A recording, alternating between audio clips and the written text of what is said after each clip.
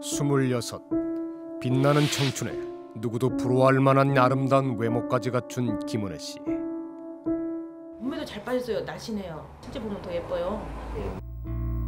명문대를 졸업하고 곧 20억의 유산을 물려받을 예정인 그녀는 명문대 출신의 남자친구와 곧 결혼을 앞둔 예비 신부이기도 합니다. 하지만 김은혜 씨의 화려한 일상은 이번 외출로 커다란 반전을 맞게 됩니다. 거액의 보험금을 받기 위해 보험회사를 찾은 김은혜 씨. 바로 이곳에서 그녀가 그동안 숨겨왔던 엄청난 진실이 드러나게 됩니다.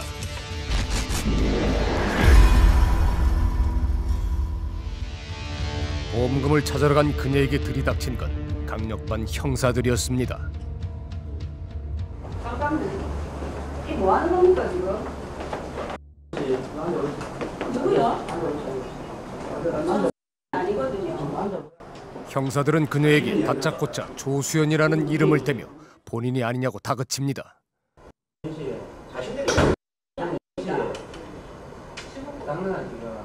아니 무슨 제보를 받으셨는지 제가 궁금합니다. 여보세요. 제가 아니고 사람 좋게 이야기하면 하나 들리는 거예요. 그래. 그냥 오겠습니까 이게? 아니 무슨 제보를 받으셨는데요?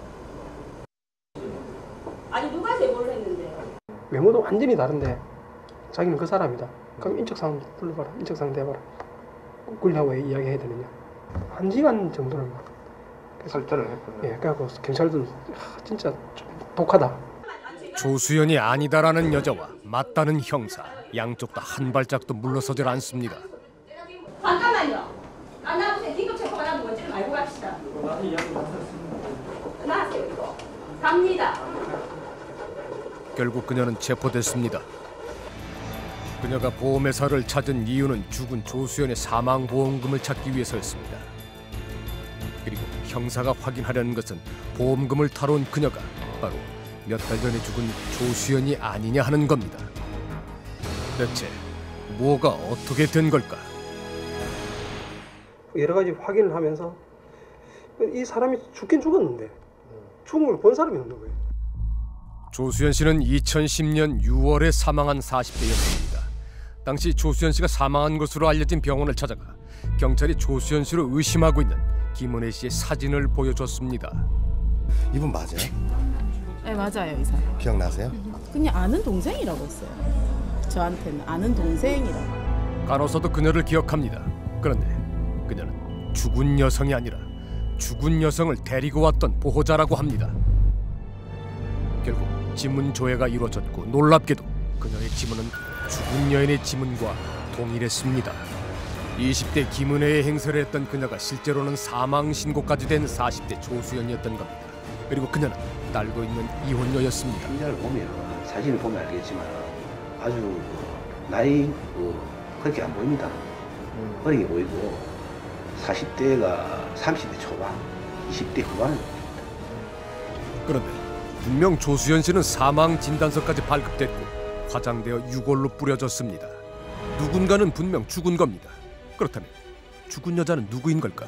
또 조수연이 진짜처럼 행세했던 김은혜라는 여인은 누구인 걸까? 처음 조수연 씨의 정체에 강한 의심을 가진 건 한 보험회사였습니다. 그때 당시에 제가 봐가고 있기로는 그렇게 수입이 많은 걸로 생각을 안 했거든요. 그런데도 불구하고 300만 원에 한 달에 300만 원의 고액의 보험료를 낸다는 부분에 대한 것들도 자신은 의심점이 굉장히 컸죠. 조수연 씨가 3개월 동안 가입한 생명보험이 7개, 사망 시 받는 보험금 총액이 무려 24억 원에 달했습니다. 한 달에 내야 하는 보험료만 300만 원이 넘습니다. 보험금을 타기 위해 보험회사에 나타났을 때의 모습은 더욱 이상했다고 합니다. 이 펜을 드렸습니다. 사인펜을. 근데 적고 나서 사인펜에 있는 걸 닦고 주시더라고요. 그 정도의 치밀함이 있었습니다. 예, 놀랐습니다. 하지만 그녀는 어이없는 실수를 하고 맙니다. 보험금 청구서에 습관적으로 자신의 사인을 한 겁니다. 자신의 사망보험금을 직접 찾으러는 대담한 모습을 보여준 조수연 씨. 내가 다른 여성으로 살아가고 있었기에 가능한 일이었습니다. 조 씨는 어떻게 다른 사람의 신분을 훔칠 수 있었을까? 조수연 씨가 한 여성과 함께 응급실에 들어오면서부터 사건은 시작이 됩니다. 그냥 아는 동생이라고 했어요. 저한테는 아는 동생이라고, 아는 언니라고. 조수연 씨는 의료진에게 자신은 환자의 아는 동생이라고 말했고 환자가 평소 심장이 좋지 않았다는 얘기까지 덧붙였습니다. 결국 같이 온 여자가 사망을 하자 의료 기록에 그녀가 죽은 사람 이름 대신 써놓은 건 본인의 이름 석자였습니다. 그리고 근처 화장터로 옮겨 화장을 준비합니다. 장례식은 따로 하지 않았습니다. 화장을 하려면 보호자가 필요하다고 하자 조수연 씨는 평소 안면이 있던 바지 줍는 할머니에게 죽은 여성의 어머니 역할을 해달라고 부탁을 합니다. 거만이가 신분증을 확인했지만 형식적인 절차에 불과했습니다. 일반적인 외상이 있거나 냄새가 나거나 특이 사항이 발생하지 않고서는 대부분 유가족의 진술에 의거해서 대부분 다 떼주거든요. 사망 후 한 줌의 재가 되기까지 반나절도 걸리지 않았습니다.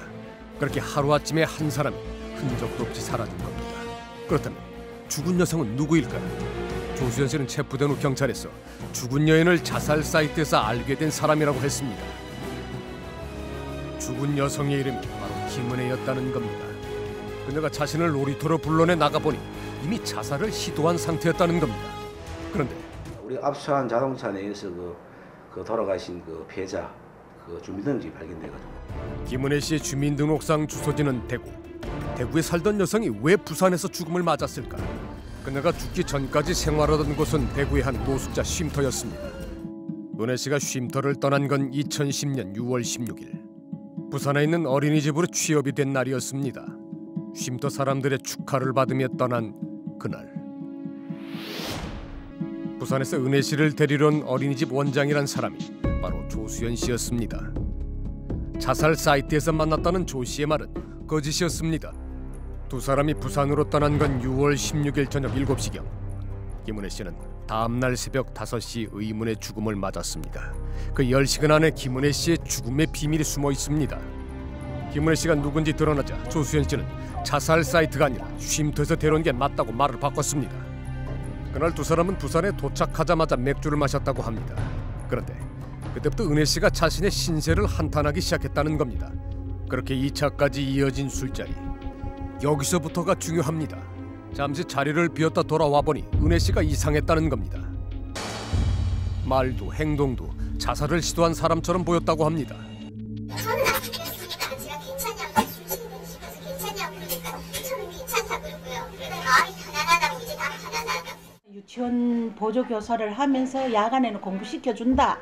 그래서 전문 자격증을 따가지고 인 씨가 어린이집 2개를 하니까 1개를 일을 맡게 이렇게 하고 데리고 갔단 말이야. 그럼 지는 너무 좋은 거야. 그래서 갔거든요. 근데 그렇게 부풀러가 갔는 애가 24시간도 안 돼가 죽는다 하는 건 말도 안 되죠. 조수연 씨에게 은혜 씨를 소개시켜준 쉼터 목사는 뭔가 알고 있지 않을까. 사건 발생 3개월 전 조수연 씨가 보낸 메일입니다. 자신이 운영하는 어린이집에서 함께 일할 사람을 소개해달라는 내용입니다. 단 조건이 있었습니다. 그 부모님에서도 관계가 끊어졌다 이런 부분을 다 미리 다 파악했어요. 알고 보니 어린이집 원장도 아니었던 조수연 씨. 처음부터 그 여자가 연고자 없는 사람, 쉼터 시설의 사람들을 놀이딱하는 게 그래. 경상도 말로 지가 쉼터의 사람을 얕잡아 반 거지. 그래. 같은 것쯤이야. 그래. 안 그렇습니까, 그죠? 희망에 부푼 그녀에게 그날 밤 무슨 일이 벌어졌던 걸까? 조수연 씨 진술에 따르면 자살을 기도한 은혜 씨는 차에 탈 때까지 의식이 있다고 했습니다. 게다가 차 안에서 둘이 얘기까지 나눴다는 겁니다. 하지만 병원 측 얘기는 달랐습니다. 오는 중간에 사망한 환자 같진 않았어요. 와도 체온이 조금 남아있고 좀 따뜻하거나 그런 식으로 남아있는데 완전 핏기 하나도 없이 그냥 진짜 일반 마네킹 같다고 생각하시면 돼요. 일반적으로 사망 후 1시간 이내에는 사체의 체온에 거의 변동이 없고 1시간이 지나서야 시간당 0.7도씩 내려간다고 합니다. 그런데 은혜 씨의 경우는 병원에 도착할 때 이미 싸늘하게 식어 있었다는 겁니다. 게다가 청색증이 상당히 진행돼서 사망한 지 최소 1시간은 돼 보였다고 합니다. 응급실에 도착을 했을 때 은혜 씨를 살펴보지 않고 뛰어들어간 것도 눈여겨볼 필요가 있습니다. 만약에 피해자가 살아있다라고 생각을 했다라면 먼저 피해자가 탄 문을 열고 먼저 피해자를 먼저 병원으로 데려가기 위해서 부축을 해야 되는 것이 일반적이죠. 전문가는 어떻게 죽었냐는 질문에 대한 그녀의 첫 진술에 주목해야 한다고 말합니다. 뭔가를 먹은 것 같은데 뭘 먹었는지는 모릅니다. 이미 무엇을 먹었는지 편안하다고 했습니다. 초기에는 이미 체계가 어느 정도 체계가 안 된 상태에서 자신의 사건을 변명해야 되기 때문에 자신도 모르는 사이에 진실에 가까운 이야기가 나올 수도 있어요. 그래서 예를 들면 뭔가 먹은 것 같다라고 이야기하는 것은 이 피해자가 독살되었을 가능성을 스스로 내비친 그런 모습일 수도 있죠. 조수연 씨는 죽은 김은혜 씨가 무언가 독국물을 먹은 것 같다고 진술을 했습니다. 스스로 먹었든 누가 먹였든 병원은 이를 뒷받침해 주었습니다. 입 주변에 뭐 이렇게 조금 침같이 이렇게 묻어 있고, 그다음에 옷에도 그런 식으로 묻어 있고. 은혜 씨가 사망하기 2주 전 조수연 씨는 살충제를 취급하는 가게에 전화를 건 적이 있다는 것이 밝혀졌습니다. 범행 전에 자살 사람을 쉽게 죽이는 방법, 약을 먹으면 어떻게 빨리 죽을 수 있는 방법도 사이트에 검색을 한 그게 나오고. 사건 발생 2달 전부터 조수연 씨가 살인 방법과 독국물이라는 검색으로 인터넷 검색을 한 사실이 밝혀진 겁니다. 사건 발생 전날에는 질식사를 검색하기도 했습니다. 우리가 추정한 거는 K 맥주에 혹시 자기가 맥주를 사봤으니까 맥주에 넣어가지고 피해자를 죽이지 않았나. 경찰은 조수연 씨가 여성 노숙인 쉼터를 미리 알아본 뒤 김은혜 씨에게 의도적으로 접근했고 맥주에 메소미를 섞은 뒤 마시게 해서 은혜 씨가 사망한 후 응급실에 데려갔다고 결론을 지었습니다. 그리고 죽은 사람이 김은혜가 아니라 조수연이라고 감쪽같이 속인 채 자신의 이름으로 사망 신고를 하고 사망 보험금을 타기 위해 지문을 남기지 않는 연습까지 하며 치밀한 준비를 맡았다는 것이었습니다. 만약 김은혜 씨가 독국물로 사망한 게 맞다면 정확한 장소는 어디였을까? 외소한 적에게 조수연 씨가 정신을 잃은 김은혜 씨를 혼자 옮기는 건 힘들어 보입니다. 그렇다면 차 안에서 사망했을 가능성도 높습니다.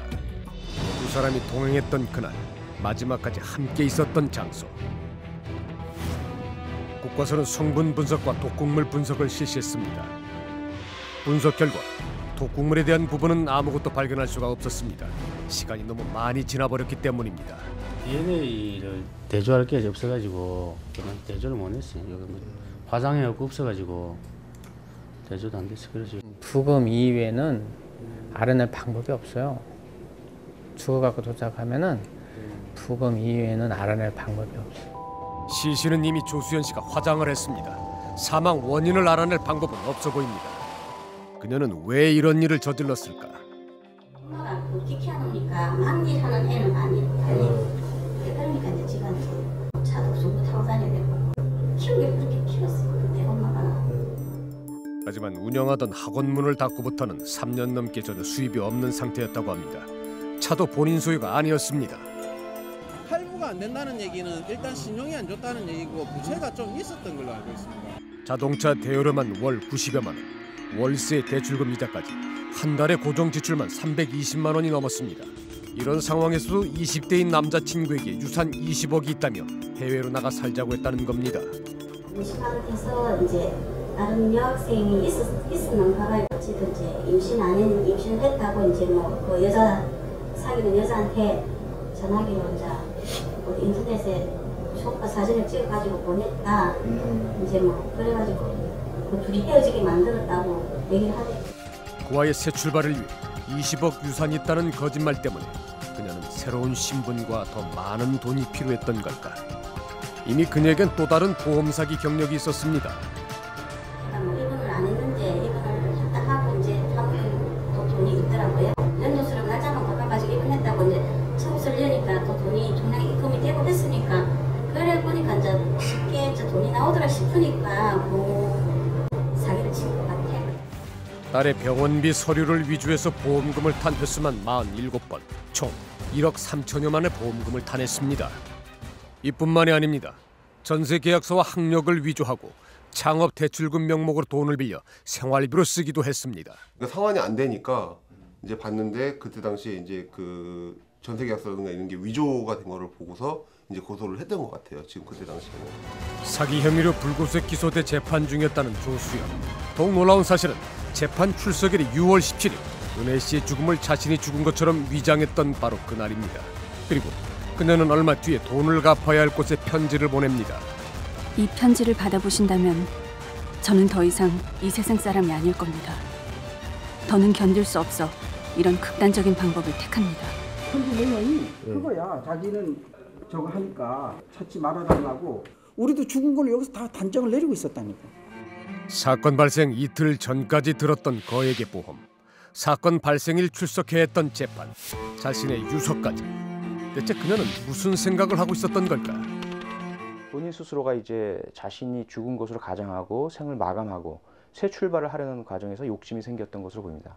그 과정에서 결국은 경제적인 공공함에 빠지고 어려움에 빠지고 그것을 뭐 사기라든지 횡령이라든지 이 범죄적 수단으로 해결하려고 했던 생활 습관을 가지고 있었죠. 그런 생활 습관이 결국 이번 범행에 있어서도 반영이 되었다라고 볼 수 있습니다. 정말 애초에 계획된 범행이었을까? 아니면 아주 기막힌 우연이었을까?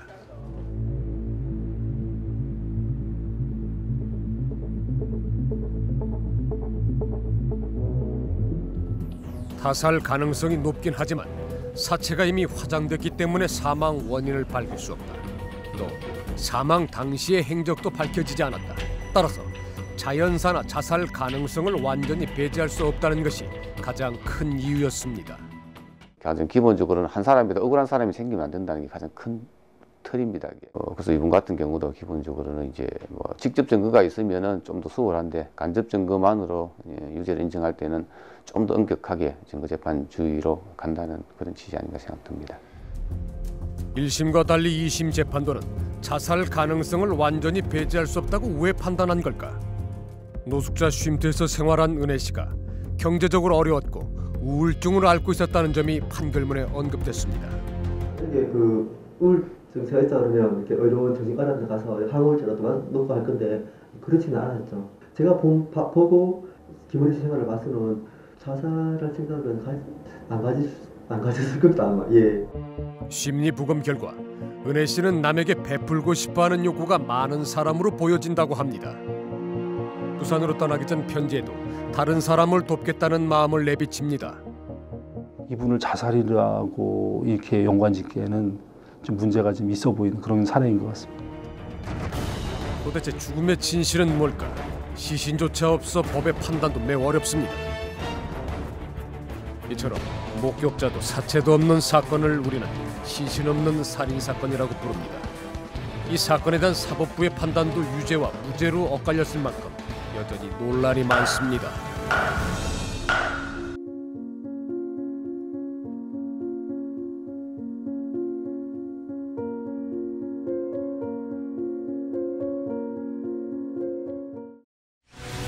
(34세) 직장인 김미선. 큰 키에 호감 가는 외모를 가진 그녀와 이 씨는 결혼을 약속했었습니다. 그런데 신혼집 장만에 대해서 그녀가 좀 무리한 제안을 하기 시작했다고 합니다. 이 씨 형편에는 부담스러운 제안이었지만 결국엔 승낙할 수밖에 없었다고 합니다. 지금 이 나이 먹고 뭐 결혼한다는데 그 정도 준비 안 해놨냐 뭐 이런 식으로 해서 자극을 좀 했죠. 1억 5천여만 원이 그녀에게 건네졌고 얼마쯤 후부터 그녀와 좀처럼 연락이 되지 않기 시작했습니다. 불길한 예감이 찾아왔습니다. 그런데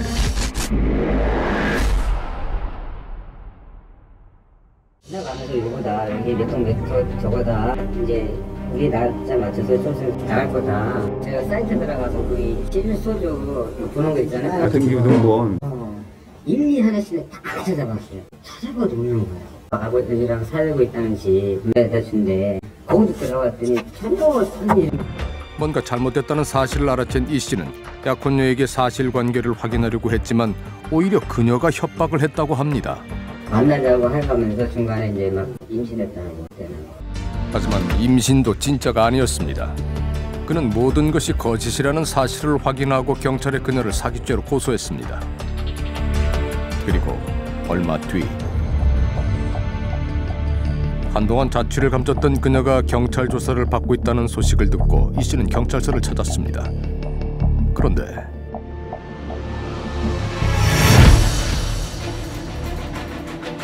이건 아니다.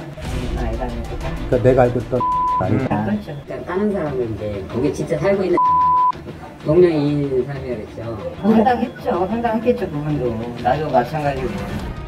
이 씨의 연인이었던 김미선은 이름부터 나이, 주소까지 얼굴 외에는 모든 것이 가짜였던 겁니다. 사라진 약혼녀의 진짜 이름은 뭘까? 이 씨는 그녀에게 돈을 보낼 때 사용한 은행 계좌의 이름이 떠올랐습니다. 그래서 자기 명의로 이렇게 못 쓴다고 그랬었던 것 같아요. 궁금을 했는데 그 계좌로 많이 들어갔어요. 그렇다면 이 씨를 속이고 사라진 약혼녀의 진짜 이름은 김미선이 아니라 박은지였던 건 아닐까? 우리는 박은지라는 여성을 찾아 추적에 나섰습니다. 그런데 취재 도중 박은지를 고소한 남자가 또 있다는 사실을 확인할 수 있었습니다. 76년생이라고 그랬어요. 회사원인 한 씨 역시 술자리에서 그녀를 우연히 만났다고 했습니다. 몇 차례 만남이 이어지자 그녀는 무리한 부탁을 했다고 합니다. 이것저것 힘드니까 뭐 가정에 뭐 어쩌고저쩌고 하면서 빌려달라고 해서 그냥 제가 안 빌려줬죠. 부탁을 거절하자 그녀는 갑자기 돌변했습니다. 회사에다가 제가 과학 피우고 있다고 제보를 한다고 협박을 했었죠. 그것도 있고 뭐 내가 뭐 회사 비밀을 누출을 한다. 그녀는 자신을 협박한 박은지에 대해 한 가지 기억나는 게 있다고 했습니다. 주민등록에 포항이라 돼 있었던 거 제가 본 것 같아요. 우리는 수소문 끝에 박은지 씨의 집을 찾을 수 있었습니다. 안녕하세요. 혹시 저기 그 라고 사시나요? 딸인데 봐요. 그럼 모르세요. 혹시 이분이 따님이 맞아요? 아니다. 따님 얼굴이 아니에요? 아니, 맞아. 얘 사진 한번 보자. 아이가. 완전 틀린데? 완전 틀리지 몇 달로 가족 사진 속의 딸 박은지의 모습은 우리가 찾는 그 여자와 달랐습니다. 몇 시간 지나지 않아 한 통의 전화가 걸려왔습니다. 여보세요? 네. 왜요? 뭐 때문에 그러시는 거예요? 박 씨는 우리가 자신을 찾은 이유를 이미 알고 있었습니다. 그리고 자신 또한 피해자라고 했습니다. 일요일에 잡혀왔을 때 밤 10시예요. 집에 있었죠? 띵동 누르길래 누구세요? 이랬더니 경찰이래요. 경찰들이 맞네 막 이래요. 맞네 막 이래요. 피해자 이 씨도 박은지가 잡혔다는 소식에 또다시 경찰서로 달려온 겁니다. 그런데 저랑 결혼하기로 했어요. 그래서 저 맞아요? 이랬더니 아니래요. 그러니까 나도 뭘 처음 봤는데. 서로가 처음 본 거예요? 서로 처음 봤죠. 그런데 박 씨는 사진 속 여성을 단번에 알아봤다고 합니다. 그녀는 박 씨가 몇 년 전 일하던 가게에 자주 들르면서 알고 지낸 사이고 자신의 집에 잠시 함께 산 적이 있다고 했습니다. 뭐 연락 서로 안 하고 지내다가 어떻게 하다가 또 전화가 온 거예요. 집에 있는데 자꾸 남자들이 찾아온대요. 왜? 이랬더니 지가 보증금 500을 들래가지고 부동산에서 막 문 따려고 그러고 막 그래요. 언니 나 무서워 죽겠대요. 그래서 지가 지금 찔찔방에 와 있다 그러는 거예요. 오라 그랬죠. 그래서 저희들이 이제 같이 있게 된 거예요. 그렇게 친분이 쌓일 무렵 그녀는 박 씨에게 눈물 어린 부탁을 했다고 합니다. 지금 화장품 사업을 엄청 크게 했는데 망했대요. 그래서 시댁에서 쫓겨났다 그러더라고요. 그러면서 울면서 애들한테 학원비를 보내고 싶대요. 근데 자기는 신용이 안 돼서 통장을 못 만든대요. 제가 통장을 만들어줬어요, 제 명의로. 가짜 박은지의 기막힌 배신은 그뿐만이 아니었습니다. 가는 은행마다 자꾸 제 통장이 만들어져 있었죠. 얘도 있고, 얘도 있고, 그리고 핸드폰도 지금 제 명의로 썼었잖아요. 제 이름으로 병원도 다녔어요. 그렇다면 박 씨가 알고 있던 최수진이라는 이름은 그녀의 진짜 이름이었던 걸까? 너무 억울해서 걔를 친 걸렸어요. 근데 경찰이 답답한 게 누구를 잡아야 될지 모르게 나를 수배하면 또 내가 잡힐 거고 내가 알고 있는 건 이고 애는 없는데. 그런데 그리 멀지 않은 곳에서 증발하듯 사라졌던 그녀의 긴 꼬리가 경찰에 잡혔습니다. 동거남으로부터 심한 폭행을 당한 그녀가 스스로 경찰에 신고를 한 겁니다. 그녀는 대담하게도 박은지라는 가짜 이름을 댔습니다. 그리고 그 순간 덜미를 잡힌 겁니다. 피해 여부 확인하기 위해서 신분 조회를 해보니까 사기로 지명수배가 돼 있으니까 이 사람이 맞느냐 제대로 얘기해라. 말도 더듬더듬 거리고 이상하다 생각해가지고 재차 그거에 대해서 추궁하니까 자신은 자기가 다 지문하게 보니까 그 본인으로 확인이 돼가지고 희대의 사기 행각을 벌여온 그녀의 진짜 이름은 정서희였습니다. 그리고 정여인이 계획한 가짜 인생은 예상했던 것보다 훨씬 치밀했습니다. 전산 조회를 해보니까 씨의 인적사항에 사진만 피의자 의 사진만 부착되어 있는 면허 시험장에서 발급된 것으로 최종 확인되었습니다. 정여인은 왜 이렇게 치밀한 방법으로 자신을 숨기려 한 걸까? 깜짝 놀랐죠. A수배 지명 수배자로 확인이 됐으니까. 다른 건도 아니고 살해 피의자로 확인이 됐던 사람입니다. 발단은 지난 2010년 9월의 어느 새벽 고요하던 주택가의 정막이 깨지면서 시작됐습니다. 신고를 받은 소방대가 재빨리 도착했지만 2층 전체를 휩싸고 있는 불길이 언제 이웃집으로 번질지 모를 긴박한 상황이었습니다. 3분 내지 5분 안에 도착하지 않을까 그런 생각을 했죠. 현장에 딱 오는 순간에 벌써 체성기 화재가 돼 있더라고요. 화재에 초기하고 중기 체성기가 있는데 최고의 발화점이라는 것이죠. 화마가 삼키고 간 2층 집안은 삽시간에 잿더미로 바뀌었습니다. 그 중에서도 안방은 분간을 할 수 없을 정도로 새카맣게 타버렸습니다. 그런데 잿두성이 바닥 위에서 참혹한 모습의 시신 한 구가 발견됐습니다. 바로 정여인의 어머니였습니다. 간밤에 무슨 일이 있었던 걸까? 경찰은 정여인을 불러 조사를 시작했다고 합니다. 엄마한테 연락이 와서 택시 타고 와라, 보고 싶다 라고 해서 곧바로 택시 타고 일산에서 택시 타고 수일이 집까지 오게 된 거죠. 밤 10시쯤에 도착한 걸로 기억을 하는데요. 가변 술자리를 가진 후에 어머니는 안방에서 자신과 딸은 작은 방에서 각자 잠을 청했다고 했습니다. 그런데 잠이 들었다가 어린 딸이 일어나가지고 칭얼대길래 그래서 잠에서 깼다는 거예요. 깨어보니까 연기가 이렇게 피어나길래 문을 이렇게 열어보니 불이 이미 많이 번진 상태라 거실로는 나갈 수가 없어서 골목길 쪽에 있는 창문을 열고 도와달라고 소리를 쳤대요. 술 기운 때문에 깊게 잠이 들어 불이 난 것을 알아챘을 때는 이미 집안이 불꽃과 연기로 가득한 상태였고 가까스로 딸만 데리고 집안을 빠져나왔다고 했습니다. 그래서 결국 술에 취한 채 안방에서 혼자 잠이 든 어머니만 화마를 피하지 못하고 사망했다는 겁니다. 그렇다면 불은 왜 났던 걸까? 외부에서 이렇게 침했다고 볼 수 있는 것은 없었습니다. 거기에 깔려있던 요가 이제 국부적으로 좀 많이 좀 탔었고요. 그 부위에 담배 계피처럼 생긴 라이터가 있어요. 라이터 잔해가 있었어요. 경찰 조사 당시 정여인은 그날 밤 어머니가 담배를 피우려 했다고 진술한 바 있었습니다. 담배불에 의한 실화 가능성의 무게를 두고 수사를 진행하던 중에 2차 정밀 부검 결과가 나왔습니다. 그날 밤 어머니가 술을 마신 건 확인됐지만 만취 상태는 아니었다는 겁니다. 그리고 시신에서 예상치 못했던 약물이 검출됐습니다. 수면제 성분인 졸피뎀이 검출이 됐거든요. 1.1mg/L 해서 독성 농도입니다. 어머니는 그날 밤 다량의 수면제를 먹어서 옆에서 불이 나는 줄도 모를 만큼 깊은 잠에 빠졌다는 얘기입니다.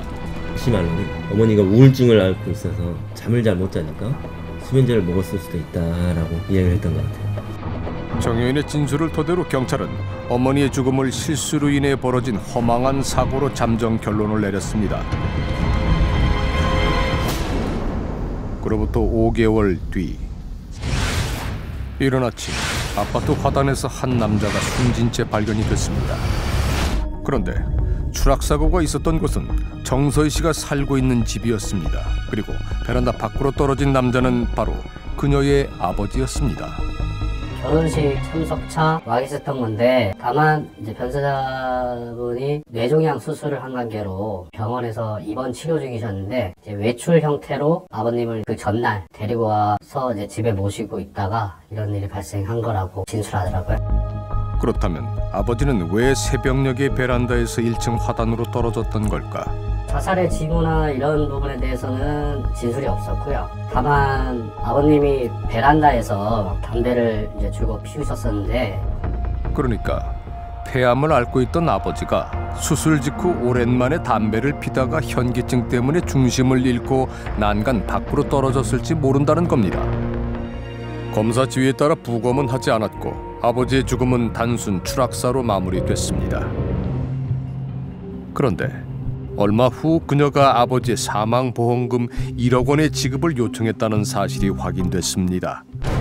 석연치 않은 점은 아버지가 사망하기 보름 전쯤 수익자가 아버지와 함께 살고 있던 동거녀에서 정여인으로 변경됐다는 겁니다. 수익자 변경 과정에서도 실제로 원만하게 수익자가 변경이 된 게 아니고 왜 우리 아버지의 보험 수익금을 당신이 갖느냐, 수익자를 내 앞으로 변경해달라 그래갖고 변경이 된 거예요. 수상한 점은 또 있었습니다. 근데 조사하는 과정에서 어머니 사망건이 나온 거예요. 그 당시에 7천만 원 정도가 지급이 나온 걸로 전산에서 확인이 되더라고요. 보험사로부터 수사 의뢰를 받은 경찰은 부부 연쇄 사망 사건에 강한 의문을 품었습니다. 냄새가 난다, 그런 느낌이 딱 들었어요. 보험금을 노린 그런 보험제다, 그런 냄새죠. 3년 전 여름 경찰 조사를 받던 중 정여인은 SBS 취재진과의 인터뷰에 응한 적이 있었습니다. 씨세요? 그녀는 모든 건 오해라고 했습니다. 그녀는 사고가 있기 전에 아버지의 보험금 수익자를 변경한 건 자신의 뜻이 아니었다고 했습니다. 폐암인 줄 알게 된 다음에 버렸어요. 그러니까 바꿔준 이유가 그날 내쫓은 날이었어요. 짐 싸가지고 내쫓으면서 가져가, 이런 식이었어요. 먹고 떨어져, 뛰어낼 생각이었던 거죠. 그녀의 말은 사실일까? 폐암에 들어 쫓겨나온 게 아니고 이 여자가 찾아가서 이간질을 많이 했어요. 아버지 폐암 진단 받고 이 여자가 그때부터 동건이한테 집요하게 전화 통화를 해대요. 하루에도 수십 번씩. 동건이가 문을 닫고 다른 데 가버리면 열쇠공을 불러서 따고 집에 들어가서 그 집에 들어가 있고, 그 정도로 집요했죠. 그녀가 사건이 일어나기 전 보험 상품 정보와 지급 내용을 확인한 정황도 포착이 됐습니다. 상당한 채무액이 있어요. 엄마 사망한 시점에는 약 한 3억 4천, 아버지 사망한 무렵에는 약 4억 얼마 정도. 아마 사채업자에서도 이렇게 돈을 많이 빌려 사채업자들이 찾아온 걸로 알고 있어요. 이에 대해 그녀는 당시에 돈이 필요했던 건 맞지만 부모님의 사망 사고와는 무관하다고 선을 그었습니다. 두 분의 죽음은 복잡한 가정사를 알아야만 이해할 수 있을 거라고 설명했습니다. 엄마 아빠가 정말 이혼뿐만이 아니라 되게 비정상적인 가정이었어요. 엄마는 우울증에다가 의부증이 좀 심했던 것 같아요, 남자들한테. 몇 번은 재혼했을 때는 잘 살려고 노력을 했었는데 되게 두들겨 맞은 적도 있나 봐요. 폭행을 당한 적도. 심각한 우울증에 수면장애까지 겪던 어머니는 종종 수면제를 복용했고 그 때문에 그날 사고를 피할 수 없었다는 얘기입니다. 그런데 수면제를 처방받은 내역이 있는지 확인해봤더니 사망자는 처방받은 내역이 없고요. 딸이 2회에 걸쳐서 처방받은 사실이 확인됐었죠. 사망 당시 어머니가 먹은 것으로 추정되는 수면제 양도 어딘가 미심쩍습니다. 통상적으로 졸피뎀은 치료 농도가 0.08에서 0.3 mg per 리터인데 이분은 지금 1.1이 나왔거든요. 거의 4배지 않습니까? 거의 치사 농도에 해당한다. 사건 초기 경찰은 발화의 원인을 명확히 밝히지 못했습니다. 유일한 목격자인 정여인의 진술을 토대로 담뱃불에 의한 실화의 가능성에 무게를 뒀습니다. 그리고 발화 지점 가까이에서 라이터도 발견이 됐습니다. 근데 담배꽁초에서 불은 납니다. 보통 우리가 길 가다 보면 쓰레기통에서 담배꽁초에서 불 나는 게 많지 않습니까? 그런데 이제 적절하게 이제 바람이 불어줘야만 불이 잘 붙는데 이러한 경우에서는 지금 무풍 상태라고 보고 또 가연물 자체가 이불이기 때문에 이불에서 담배꽁초 떨어져서 불 날 수 있는 가능성들은 좀 희박하다고 볼 수가 있어요. 재수사를 담당한 경찰은 아버지의 추락사도 원점에서 재검토했습니다. 이쪽이 이제 누워있었던 장소예요. 아버지가 덮었던 걸로 추정되면 이제 이불이 이쪽 베란다 쪽으로 나와 있는 거죠. 아버지는 사고 당일 병원에서 휠체어를 타고 외박을 나와 정여인의 집 거실에서 잠을 잤습니다. 폐암이 뇌로 전이돼 열흘 전 뇌수술까지 받은 상태였습니다. 정여인의 진술과 초기 수사 결과대로라면 아버지는 새벽에 혼자 일어나 베란다로 향한 겁니다. 당시 아버지의 몸 상태는 어떤 정도였을까? 우리는 아버지의 주치의를 만나보기로 했습니다. 그 역시 추락사는 이해할 수 없다고 했습니다. 그때 그 외출을 이제 허락을 안 해줬었거든요. 혼자서 이렇게 걸을 수가 없는 상태였던 거 같아요. 그러니까 부축이라든지 아니면 휠체어 정도 타고 이제 겨우 이제 이동하실 수 있는 정도. 경찰 조사 결과 그녀는 남편부터 시어머니, 동생들, 친지들에게까지 총 4억 5천여만 원을 가로챈 것으로 확인이 됐습니다. 가능한 한 모든 가족을 자신의 목적을 위해서 이용한 셈입니다.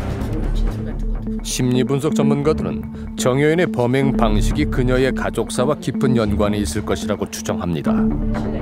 블랙 위도우라고 하는 이제 타입, 뭐 주변 사람들과 아주 깊은 신뢰관계를 이용을 해가지고 결국은 자신을 믿게 만든 다음에 그것을 이용을 해서 그 관계를 이용해서 결국은 금전적인 소득을 올리는 그런 형태의 지금 범죄를 이어나가는 것으로 보여요. 그리고 부모와 그들의 안타까운 죽음을 그녀가 어떻게 설명하는지에 주목할 필요가 있다고 했습니다. 본인의 부모를 지칭하고 묘사하는 부분에 있어서 우울증, 알코올 의존증, 한량이라든지 바람을 많이 폈다든지 폄하하는 표현, 이러한 것들을 반복적으로 사용하고 있거든요. 그리고 부모님의 어떤 사망을 묘사하는 데 있어서 계속적으로 소설이라든지 픽션 같다든지 비극 영화 같다라든지 이러한 식의 표현을 본인이 반복적으로 쓰고 있거든요. 혹시 이것이 본인이 갖고 있는 어떤 죄책감이라든지 여기에서 이러한 어떤 거리두기에 대한 그 필요를 느낀 것은 아닌지 이러한 생각이 듭니다. 그녀가 여전히 지명수배 중인 상황도 걱정스럽다고 강조했습니다. 앞으로 이분이 하는 모든 행동이 사실은 그 합법적인 행동이 아닐 뿐더러 지금 이렇게 여러 번의 사기 행각을 벌이고 여러 번의 신분 도용을 하고 나서도 잠적한 상태로 더 이상 정말 얼마나 더 무서운 범죄를 저지를까. 눈에 띄는 폭력 범죄를 저지르는 우리가 흔히 생각하는 전형적인 범죄자보다 훨씬 더 위험한 사람이다. 이렇게 생각이 됩니다. 경찰은 그녀가 도피 1년 만에 체포된 직후 또다시 잠적할 것이 걱정이 돼 검찰에 구속영장을 신청했지만 3차례 모두 기각됐습니다. 정여인은 지금 어디에 있는 걸까? 경찰 조사를 피해 2번째 잠적한 이후 그녀를 만난 적이 있다는 남자는 우리에게 그녀에 대한 독특한 기억 하나를 들려줬습니다. 돈을 모는 사람들 그것만 눈에 보면 환장을 하는 그런 스타일. 그리고 그는 언젠가 그녀로부터 섬뜩한 얘기를 들은 적이 있다고 했습니다.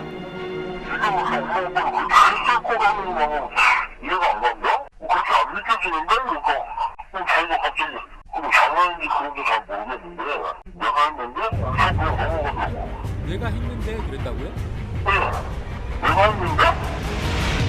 지독하게 잔인한 농담인 걸까? 은연중에 나온 살인에 대한 고백인 걸까? 묘한 얘기를 남기고 그녀는 떠났습니다. 그리고 한참 동안 연락이 없던 그녀가 마지막 인사를 건네왔다고 합니다. 봉사인가? 봉사일인가? 그쪽으로 전화가 한번 왔었어요. 그게 언제쯤입니까, 대략? 그게 한 1년 전이에요. 이제 지가 나한테 그러더라고. 도망갈 거라고. 도망가야겠다. 너무 힘들다.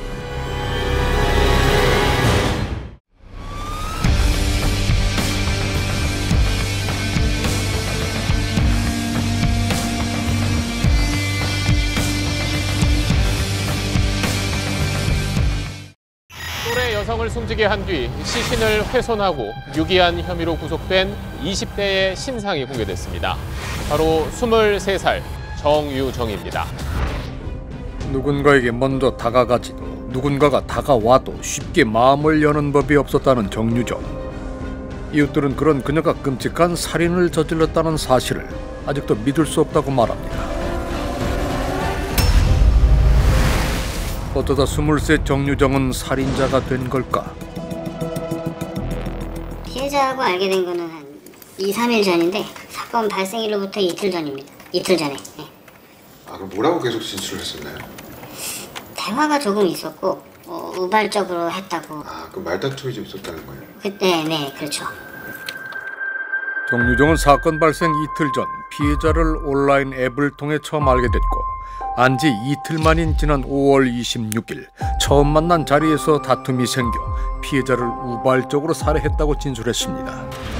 그런데 우발적인 사고였다고 주장하는 정유정에게 드는 의문은 한두 가지가 아닙니다. 23살 무직이었던 정유정은 중3 딸의 과외를 부탁한다는 거짓말로 피해자에게 접근했습니다. 그리고 자신이 그 딸인 척 위장해 피해자를 만나러 간 겁니다. 목을 특히 한쪽 목을 집중적으로 그렇게 했다는 것 자체는 무차별적인 거, 그러니까 뭐 흥분해서 휘둘렀다거나 상대방의 어떤 리액션이 있어서 했다기보다는 그 자체가 거기에 치명상인 걸 알고 살해를 목적으로 휘둘렀다라고, 거기에 이제 20곳 넘게, 그거는 자신이 찔러야 될 곳을 정확히 아는 그런 형태라고 생각할 수 있는 거죠. 피해자의 사인은 다발성 자절창. 주로 공격을 당한 곳은 치명상으로 이어지는 목 부위였습니다. 정유정에게 명백한 살인 의도가 있었다는 겁니다. 그 다음에 달아나지 않았어요. 그 다음에 확인 사살을 했습니다. 근데 이 사람은 도주하지 않고 오히려 시신을 훼손해서 유기하려고 했어요. 그렇다면 명백하게 계획을 세우고 왔고, 아직은 알 수 없지만 분명한 건 일반적인 성향은 아니다라는 거죠.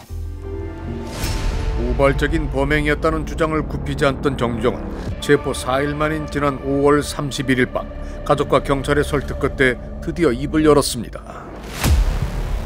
피해자는 방송 매체나 인터넷 등을 통해서 그 범죄 수사 프로그램 같은 데에 대한 관심이 많았고, 그래가지고 살인에 대한 충동이 있어갖고 실제 살인을 해보고 싶어서 범행에 이르게.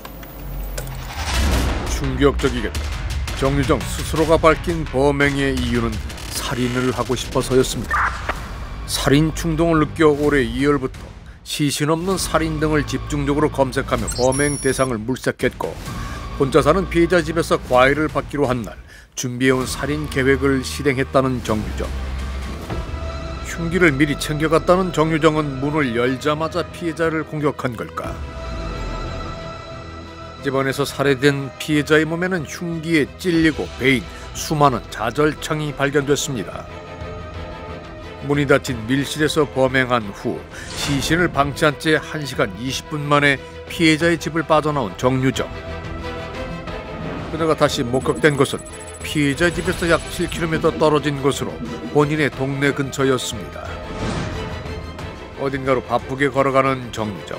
이 길을 지나 사라졌던 정유정은 10분 뒤 다시 길 반대편에서 나타났습니다. 무거워.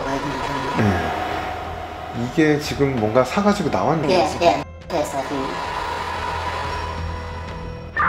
사라진 지 10분 만에 장바구니를 들고 나타난 정유정. 무얼 산 걸까? 정유정이 걸어간 방향엔 생활용품을 판매하는 가게가 있었습니다. 경찰 수사 결과 정유정은 이곳에서 시신을 훼손할 때 쓴 범행 도구를 산 것으로 밝혀졌습니다. 정유정이 이 건물 3층으로 걸어 올라간 뒤 범행 도구 외에도 청소도구, 장바구니 등을 사고 밖으로 나가기까지 걸린 시간은 단 10분. 시신 유기를 위해 무엇이 필요한지 미리 봐두었던 걸까? 곧이어 정유정은 인근의 또 다른 마트에 들렀습니다. 30짜리 하나, 50짜리 하나. 한 장씩 사? 네, 한 장씩. 범행 전 대상을 물색하던 모습도, 범행 후 두 곳의 마트를 돌며 시신을 유기할 도구를 구입하는 모습도 우발적인 범행과는 거리가 있어 보입니다.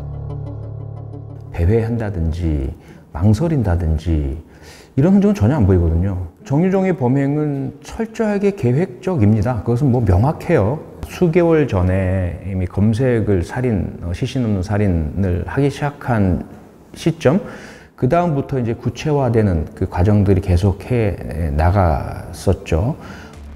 정유정은 피해자를 살해하고 약 8시간 뒤 양산 낙동강변의 한 숲을 속에 훼손된 시신의 일부를 유기했습니다. 아마 제 생각에는 그렇게 멀리까지 유기 장소를 골랐던 것도 그런 지식, 그런 계획이 있지 않았을까. 보통 부패 그리고 백고라가 되는 데는 상당 시간 소요됩니다. 뭐 길게는 2년까지도 소요되는데요.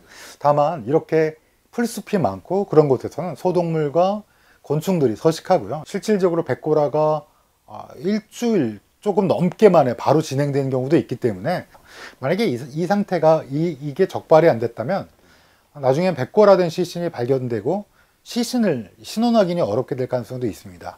아마도 분명히 그거를 이 가해자가 분명히 생각을 했을 거라고 판단합니다. 그런데 이런 준비성이나 치밀함과는 달리 피해자를 살해한 뒤부터 시신 유기 전까지 정유정의 행적엔 조금 의문이 남는 순간들이 있습니다. 정유정이 자신의 집에 굳이 시신이 담긴 여행 가방을 가져왔다가 다시 유기를 하러 나갔다는 겁니다. 의도를 짐작하기 어려운 정유정의 기이한 동선. 어떤 의미가 있는 걸까? 자기의 집과 피해자의 집을 왔다 갔다 했거든요. 그래서 첫 번째 이제 집에 갔을 때에는 이제 캐리어를 가져오거나 범행 또 시신을 훼손하기 위한 그런 도구들을 사기 위해서 했던 건데, 두 번째, 세 번째는 사실 부적절하고 무의미했죠. 그냥 바로 가져가서 유기를 했으면 되는데 그냥 순간적으로 혹은 계획 없이 일단 집에 가져놨다가 생각해보니까 다시 돌아가서 가는 것들, 이런 모습이 굉장히 비체계적이고 비조직적인 특징이라고 보였습니다. 살해 전까지의 계획은 철저하게 학습한 것으로 보이는데 막상 살해를 한 뒤에는 현실적으로 해결해야 할 것들에 대처하는 능력이 떨어져 기이한 행적을 보였다는 겁니다. 범행 과정에서 매우 치밀한 모습과 이해되지 않는 허점 등을 동시에 보여준 정유정. 그 얼굴 속에 숨은 그녀의 진짜 정체는 뭘까? 정유정의 휴대전화를 디지털 포렌식한 결과 정유정은 지난 5년간 외부와 거의 단절하다시피 살았고 친구로 볼 만한 주변인도 없었다고 경찰은 밝혔습니다. 정유정은 어떤 삶을 살았던 걸까? 과거 정유정의 모습을 기억하는 이들을 만나봤습니다. 근데 이제 창가 자리에 있는데 이렇게 커튼이 있으니까 이거를 이제 자기한테 불러가지고 이제 자기만의 그 공간이 생긴 거죠. 이 커튼을 옆으로 이렇게 해서 독서실처럼 혼자 만들어놨어요. 그래서 유정언니 또 그러고 있나 이러면 그냥 이러고 그 안에서 뭘 먹기도 하고 유정아 뭐 먹어 하면 그냥 가자 이렇게 하고 조용히 먹고. 정유정은 친구들과 어울리기보다는 교실 커튼 안에 몸을 숨기거나 혼자만의 공간에 있기를 좋아했다는 겁니다. 오랫동안 아무 말도 안 하고 그러면 좀 대화도 해보고 싶고 그럴 만도 한데 뭐 이렇게 얘기를 해도 어차피 뭐 대답도 안 하고 아무 표정도 없고 그러니까 그냥 냅뒀던 것 같아요. 친구들로부터 괴롭힘을 받지도 않았고 문제를 일으킨 적도 없었다는 정유정. 그로부터 약 5년 뒤 정유정은 어떻게 잔혹한 살인범이 된 걸까?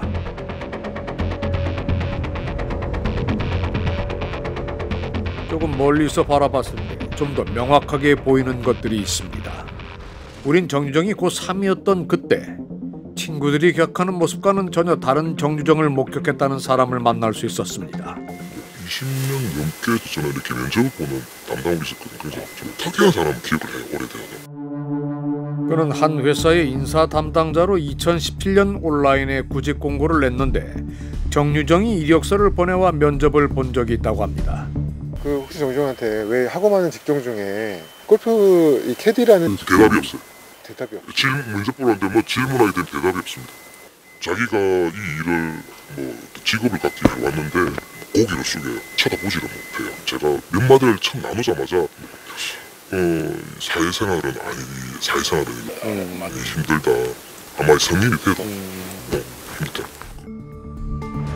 이력서에 활동적이고 사람을 상대하는 일을 좋아한다고 자신을 소개했던 정유정. 하지만 직접 만난 정유정은 그런 사람과는 거리가 멀었고 면접 결과는 당연히 불합격이었습니다.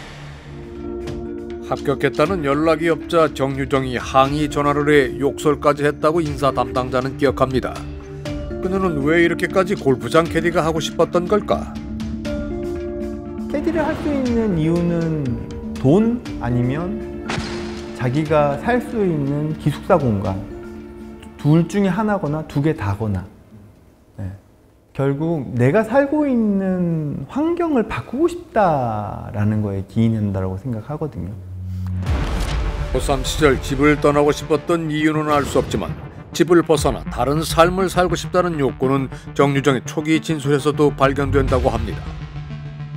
제가 피해자의 집에 도착했을 때는 이미 어떤 사람이 범인 중이었습니다. 그 범인이 제게 피해자의 신분을 살게 해줄 테니 시신을 숨겨달라고 했습니다.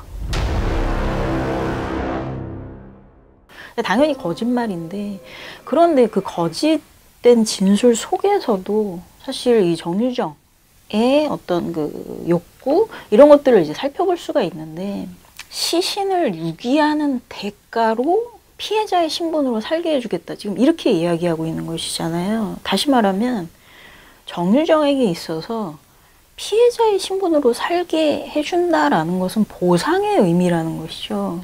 그렇다라고 한다면 정유정이 그 피해자의 어떤 뭐 대학이라든지 전공이라든지 그러니까 이런 것들에 대한 어느 정도 동경이나 열망이 있기 때문에 사실은 이렇게 피해자의 신분으로 사는 게 마치 보상인 것처럼 이런 진술이 나오는 거죠. 정유정이 둘러댄 거짓말 속 피해자의 신분으로 살게 해주겠다고 제안한 진짜 살인자가 있었다는 이 핑계에 어쩌면 정유정의 범행 의도가 숨어 있을 수 있다는 겁니다. 본인의 실제 마음이 일정 부분 반영되어 있을 거라고 생각을 해요. 마치 고등학교 시절 집을 나가기 위해 가지고 캐디라는 말도 안 되는 방법을 하나의 선택지로 삼고 거기에 집착적으로 빠져든 것처럼 이 역시도 내가 어찌됐건 집을 나와서 타인의 신분으로 다른 데서 삶을 살아가기 위해서 이 방법이 가능하지 않았을까라고 본인만의 세계관에서는 상상했을 수 있다는 거죠. 나는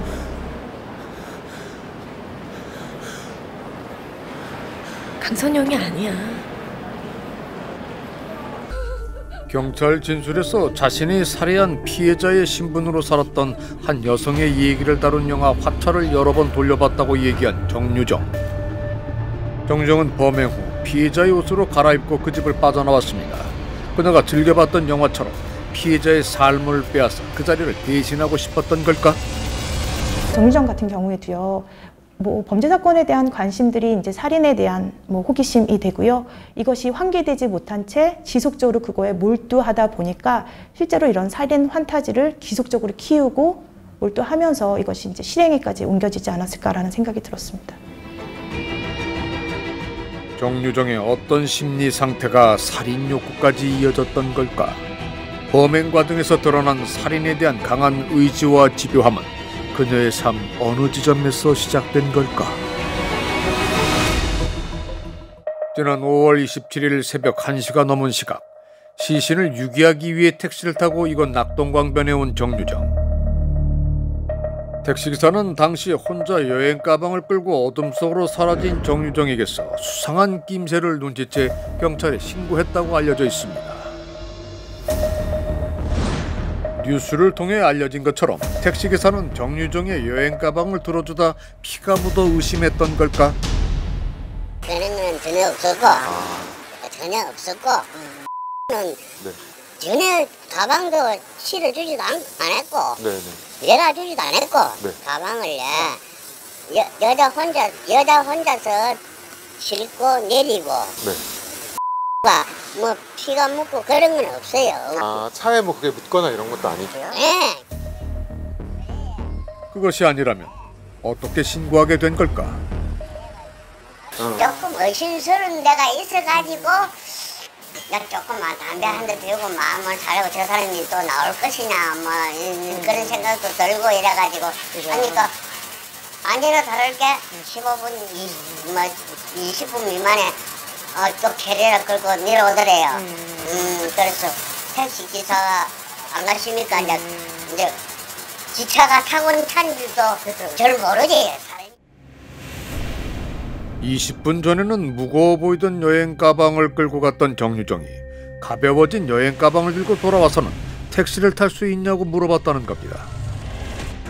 출동한 경찰에게 여행 가방에 묻은 핏자국이 발각되자 자신이 하열한 흔적이라고 말했다는 정유정. 그때 당시에는 그 가해자도 처음에는 뭐 영아 살해다 이런 식으로 얘기를 했던 걸로 알고 있거든요. 본인이 낳은 애를 뭐 이렇게 생활고로 살해를 했다 이렇게 했는데 검사를 해보니까 자국 내에 출산한 경험이 없었다 이게 나와가지고 그게 이제 이상하다는 얘기는 이제 했었거든요. 여행 가방에 묻은 혈흔에 대해 추궁을 받자 돌연 자신이 아이를 낳았고 그 아이를 살해한 것이라고 둘러댔다는 겁니다. 위기에 처하자 아무렇지 않게 또 거짓말을 한 정유정. 잔혹한 범행 후에도 서슴지 않고 숱한 거짓말을 하는 모습에 정유정이 사이코패스일 거라는 추측이 쏟아졌습니다. 그런데 일면식도 없는 사람을 찾아가서 이렇게 죽이는 행동에 합리적인 설명이란 건 사실 없어요. 그렇기 때문에 사람들은 날 때부터 정유정은 사이코패스다라고 이렇게 단정을 지어야 그 두려움을 이제 덜 느낀다는 거죠. 결국은 순환 논리인 거죠.